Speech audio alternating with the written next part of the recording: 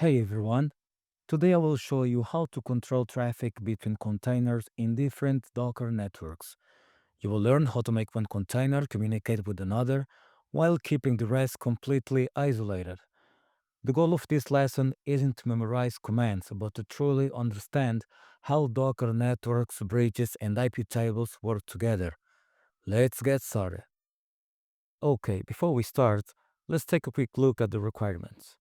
This lesson is meant for intermediate users, so I assume you already have Docker installed, regardless of your Linux distribution. You should also be familiar with basic networking concepts like IPs, subnets, and gateways, and have some experience using Docker and Linux networking commands. Everything will do happens in the terminal, so make sure you're comfortable working from there. Let's imagine this scenario. We have three containers, one for the front end, one for the back end, and one for the database. Each container is connected to a different Docker subnet, which means they can't communicate unless we allow it. In this setup, the front end and back end containers can communicate freely. There are no firewall rules stopping either of them from starting a connection. But there's one important rule. The database container should only accept connections initiated by the backend, never the other way around. If the database tries to reach the backend first, the connection will fail, exactly as shown in the previous animation. Alright, now it's time to get our hands dirty in the terminal and start building everything step by step. Okay guys, I'm currently connected remotely to a Linux machine through SSH. It's better if you do the same because the commands we use throughout this tutorial aren't fully compatible with macOS or Windows. Docker runs natively on Linux, and that's where we can take full advantage of its networking features and kernel-level routing. The first thing to do is check if Docker is running by typing the command systemctl status docker.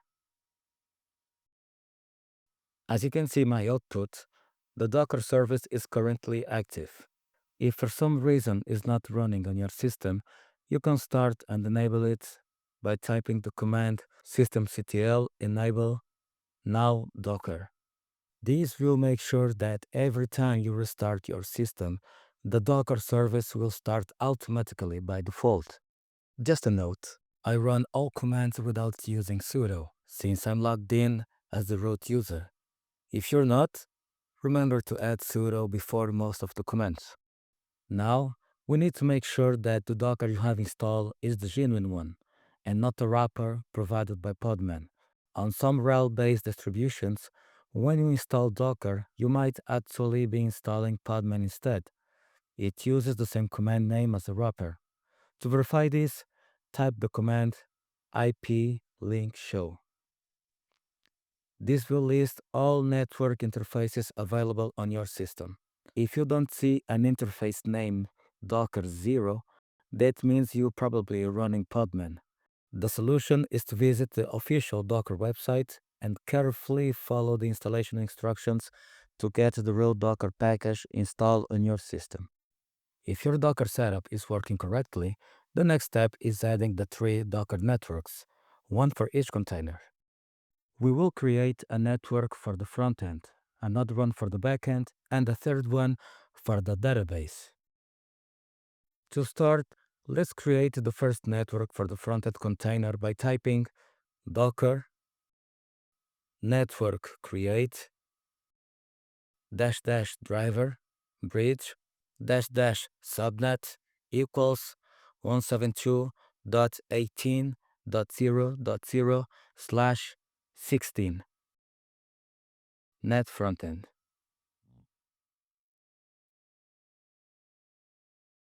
This command creates a new bridge network named net frontend with its own subnet range. In this case, 172.18.0.0 slash 16.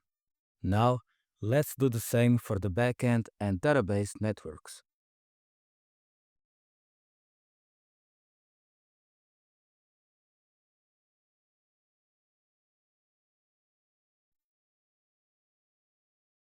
Once all three networks have been created, let's verify that these breaches were actually added to the Linux kernel. Type the command ip link show. As you can see, three new virtual bridges interfaces have been created inside the Linux kernel, one for each network we just added: net frontend, net backend, and netdb. You will also notice the default bridge interface Docker 0, which is automatically created when Docker is installed. So now, in addition to the default Docker 0 bridge, we have three new ones that Docker created as soon as we ran those network commands. Behind the scenes, Docker used the Linux ipRoute2 library to execute low-level networking commands, the same ones you could use manually to create virtual interfaces and bridges yourself. These virtual bridges are not unique to Docker. They are actually a native feature of the Linux kernel, and Docker simply automates their creation for you. Now it's time to create the containers. Let's start with the front-end container. We'll be using the netshoot image, since it already comes with all the essential networking tools such as ping, IP, curl, and netcat, an ideal environment for testing network connectivity between containers. To create the container, just type docker run -dit -name frontend -network net frontend nikolaka/netshoot. This command creates a new container named frontend and connects it directly to the net frontend bridge networks that we created earlier. Once it's running, we'll do the same for the backend and the database containers.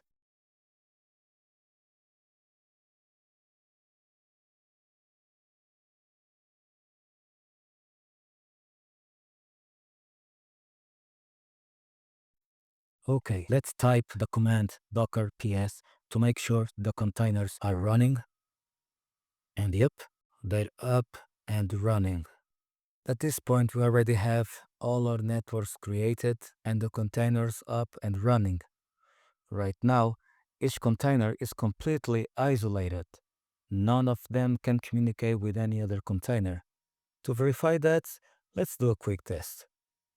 We'll start by accessing the backend container to get its IP address, and then we'll open a shell inside the frontend container and try to ping that same IP address.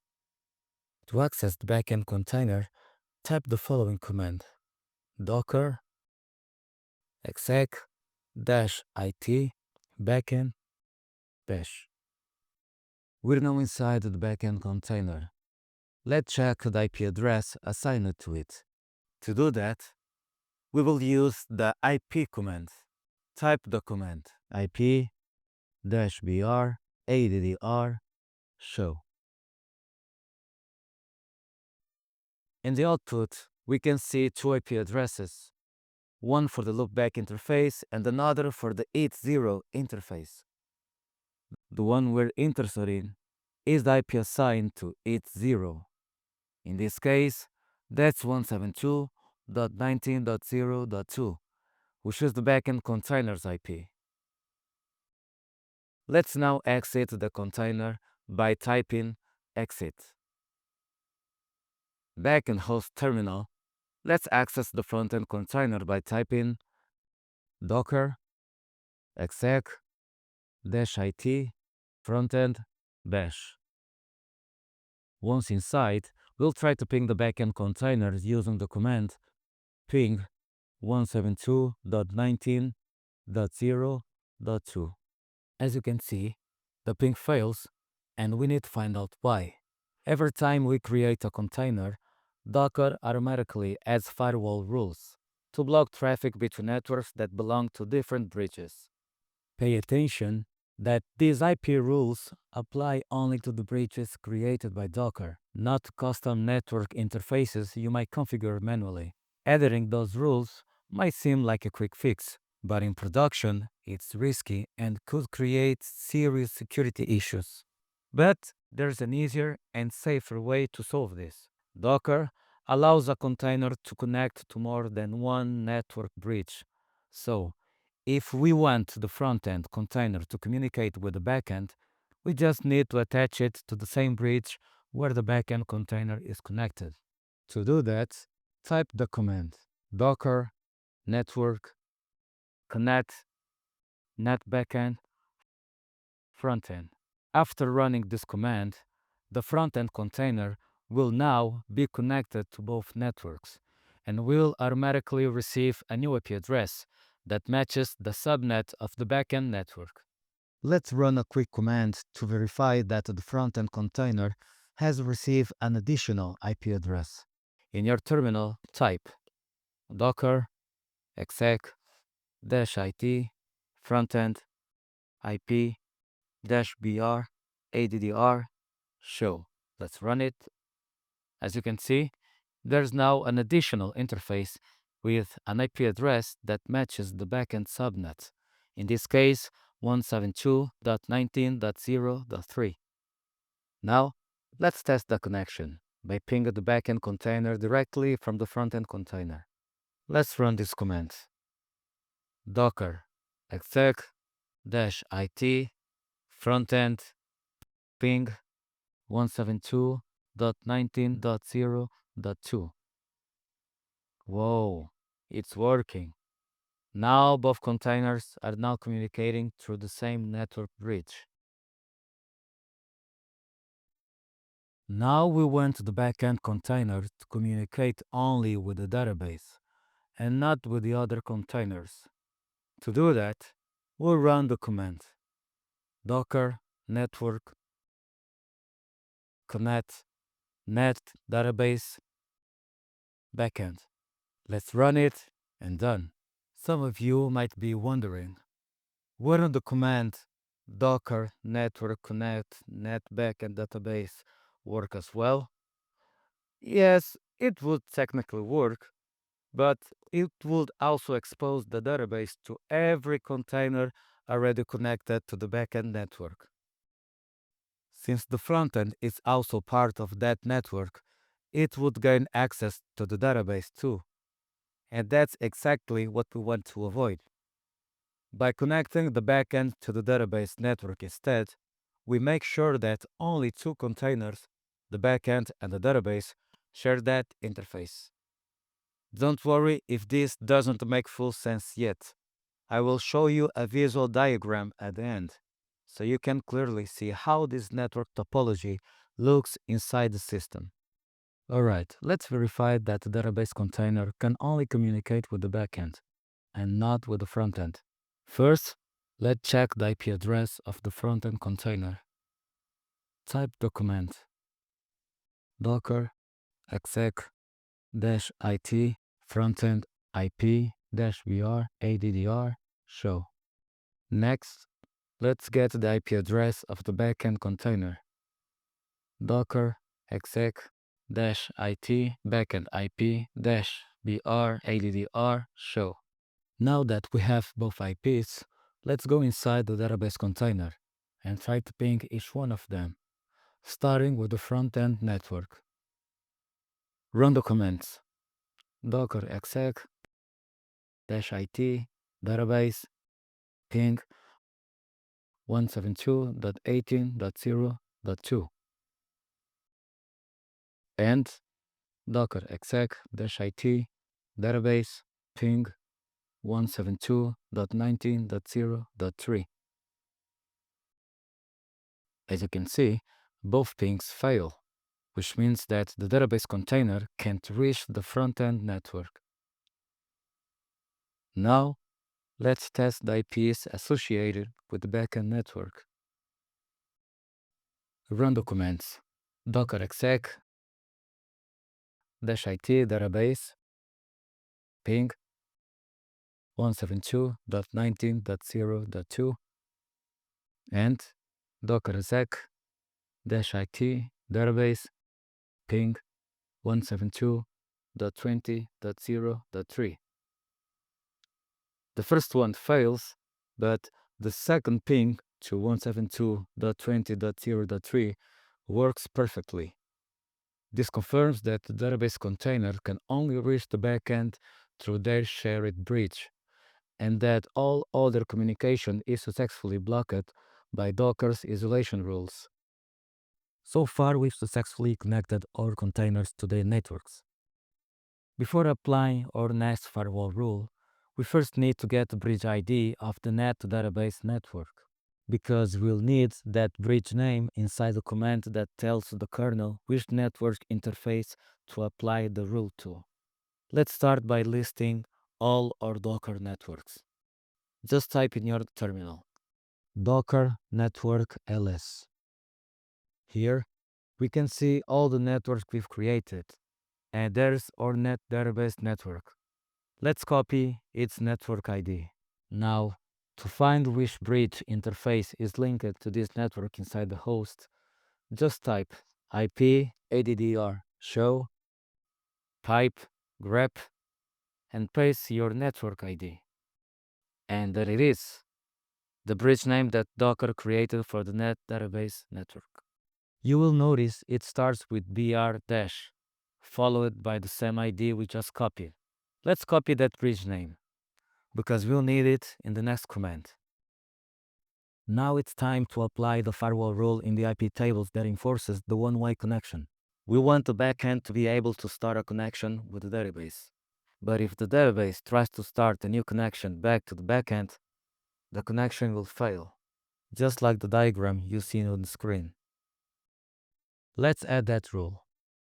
In your terminal, type the command iptables -i docker -user -i pass your bridge ID -s 172.20.0.2-d 172.20.0.3 -p tcp-m state --state new -j drop. Enter. Let's take a moment to break down this command together. It begins with -i docker user, which tells Docker to insert the rule right at the top of the user-defined chain. Then we specify the bridge interface. That's the virtual link connecting our backend and database containers. Next, -s defines the source address, the container that we want to restrict from starting new connections. After that, -d sets the destination address, the container that should be allowed to receive those connections. With -p TCP, we say this rule applies only to TCP traffic. Then we have --state new, which tells the kernel to match only brand new connection attempts. And finally, -j drop, meaning any new connection from the source will be silently blocked. Alright, now that we understand the IP tables rule in detail, let's switch back to the terminal and test if everything is working as expected. Now we are going to test our first use case, the situation where the database tries to start a connection with the backend.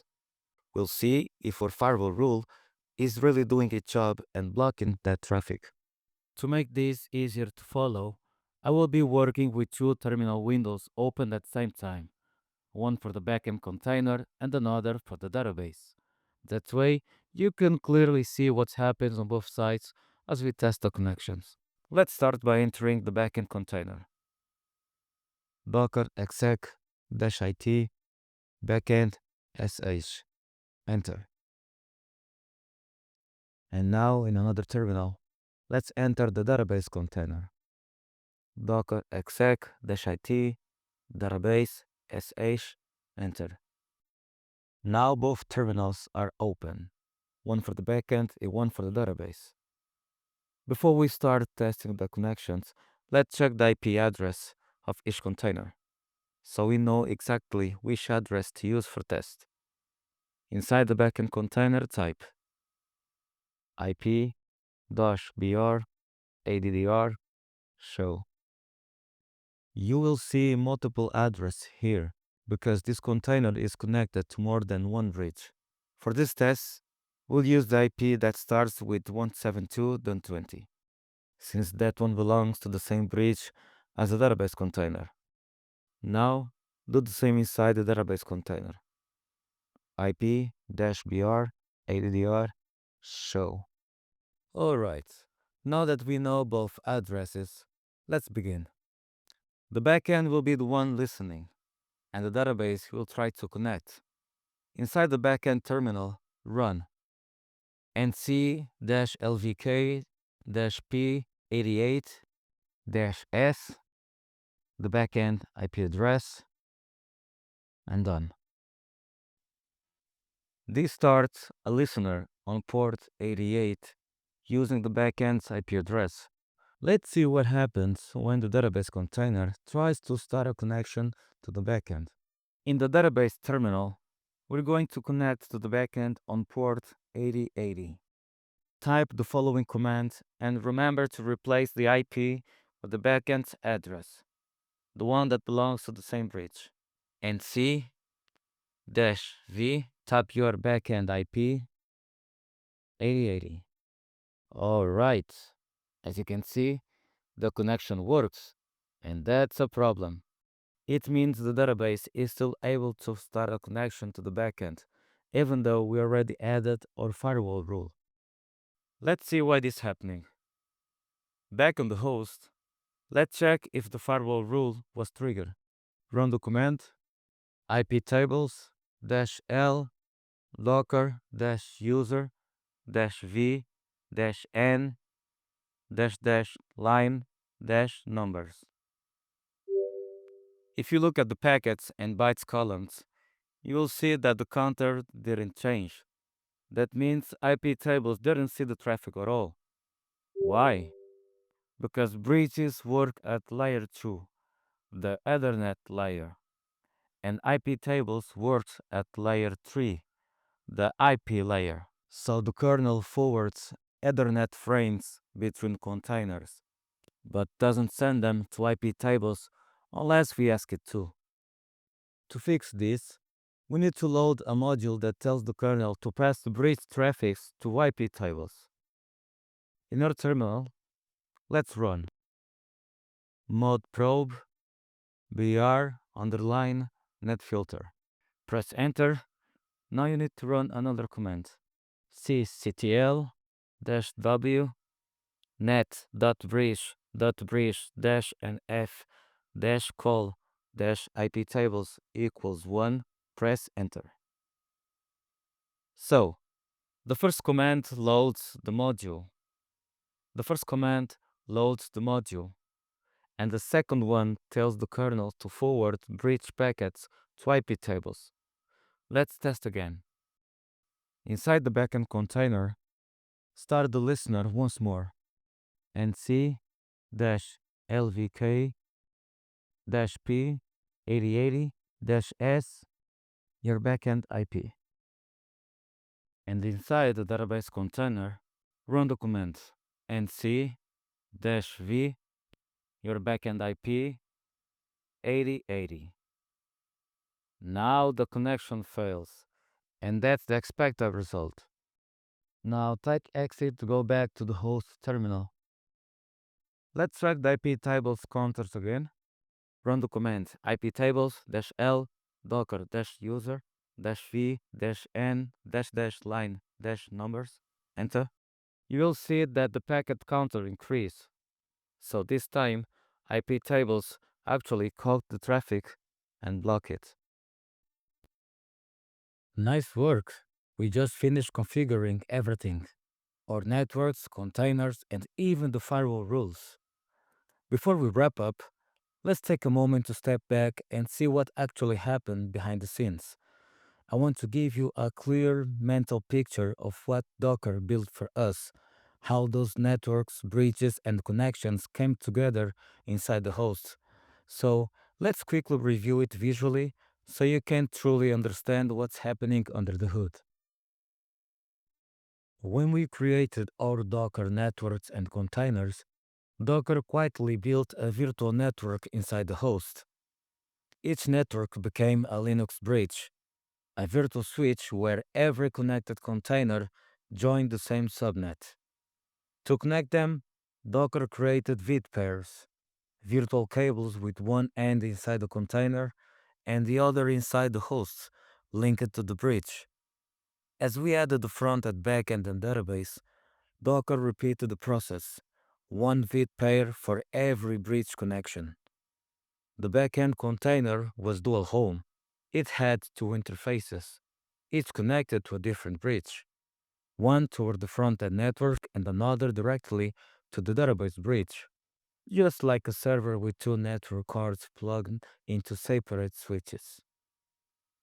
All traffic flow through the Linux host, and we use iptables with the BRNet filter module to filter packets moving between these bridges. That's how we enforce our one-way rule. The backend could start a connection with the database, but the database couldn't reach back. In the end, we built a small virtual data center inside one Linux host, bridges as switches, veth pairs as cables, and full traffic control through IP tables. Alright guys, thanks for watching. I hope this helped you understand the mechanics behind Docker networking, not by memorizing commands, but by really seeing what happens behind the scenes. See you in the next one.